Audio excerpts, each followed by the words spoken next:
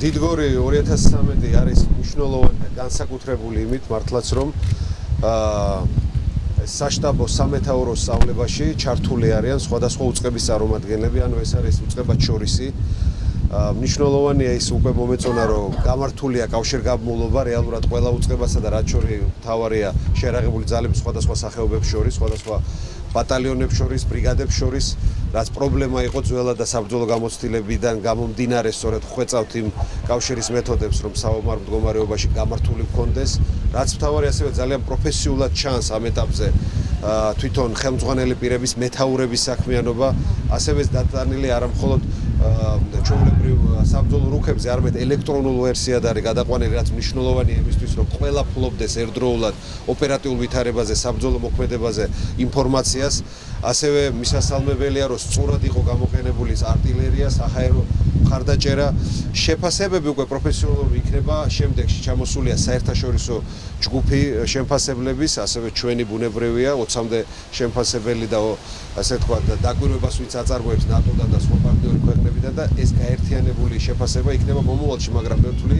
და მინდა გითხრათ, რომ თავდაცვის სამინისტროს მთავარი ეხლა პრიორიტეტი არის, რომ გადავიტანოთ რაც შეიძლება მეტი რესურსი სწავლაზე, მეტი რესურსი წვრთნებზე და რეალურად საბრძოლო მზადყოფნა ჩვენი ქვედანაყოფების იყოს ამაღლებული. აი ეს პრიორიტეტი და ამ სწავლებით სწორედ ეს არის დადასტურებული. ბატონო თავდაცვის მინისტრ, თქვენი ამერიკაში ვიზიტი დაემთხვა სირიის კონფლიქტს. თუ ამერიკას დაჭირდა ქართული სამხედრო დახმარება, რამდენად საათი საქართველოს შეერაღებული ძალები მიიღო მონაწილეობა ამ ოპერაციაში?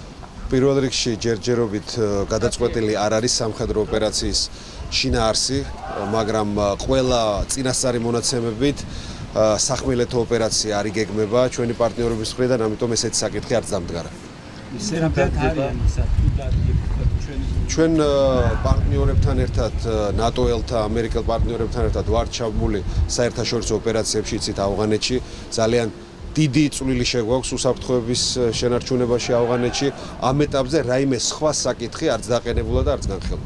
ბატონო რეგულარულად შინაგან საქმეთა სამინისტროში დღეს მთავრობამ ვიდეო ჩანაწერებს ანადგურებენ, რომ შეაფასოთ ეს პროცესი, რომელიც ნუ სწორია, მეთანხმება. რაც შეეხება პერსპექტივას, რომ შესაძლოა საქართველოს საინტერესო ვიღაც ევრაზიულ კავშირში გაწევრიანება, როგორც შეაფასოთ და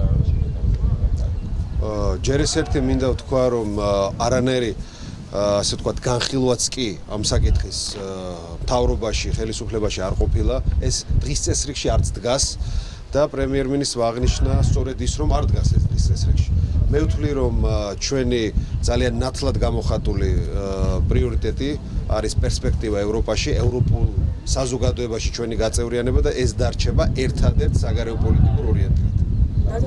კიბერუსაფრთხოებაზე მინდა. კი ბატონო. თავდაცვის სამინისტროს წარმომადგენლებსა და IBM-ის წარმომადგენლებს შეხვედრა. ამ სფეროში რა ვითარება არის საქართველოში და რა ტიპის თანამშრომლობა არის ამ კიბერსაფრთხეები არ არის ნაკლები ხარისხის საფრთხე, ვიდრე რეალური, ასე ვთქვათ, შეერაღებული ძალების თავდასხმა. იმიტომ რომ იგივე და შეიძლება მეტის გაფუჭება შეძლონ კიბერ თავდასხმებით ჩვენმა მოწინააღმდეგეებმა. ამიტომ ეს საკითხი მე პრიორიტეტის რანგში ავიყვანე. ჩვენ გვქონდა შეხვედრა ესტონეთში კიბერუსაფრთხოების ცენტრთან, ნატოს ცენტრთან თანამშრომლობა დაიწყო და ჩვენ შიგნით თავდაცვის უწყებაში შევქმნით სპეციალურ ქვედანაყოფს კიბერუსაფრთხოების, თავდაცვითი კიბერუსაფრთხოების, რომელიც პასუხისმგებელი იქნება თავდაცვის სფეროში კიბერსაფრთხეებისგან ქვეყნის დაცვის.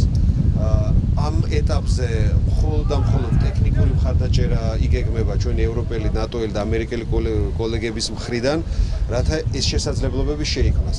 დღეს ვიტყოდი, რომ თან ჩვენ ვიყავით, ასე ვთქვათ, ამ თავდასხმის მსხვერპლი 2008 წელს, მას მერეც ეს ვისურვებდი, რომ უფრო მაღალ დონეზე იყოს ჩვენს ქვეყანაში, ისევე როგორც თავდაცვის სტრუქტურაში, ისე ყველგან არ არის სათანადო დონეზე კიბერთავდაცვა განვითარებული და სწორედ ამას ემსახურება ამ ქვედანაყოფის შექმნა და ის კონტაქტები, რომელიც IBM-თან და სხვა ქვედანაყოფებთან გვექნება.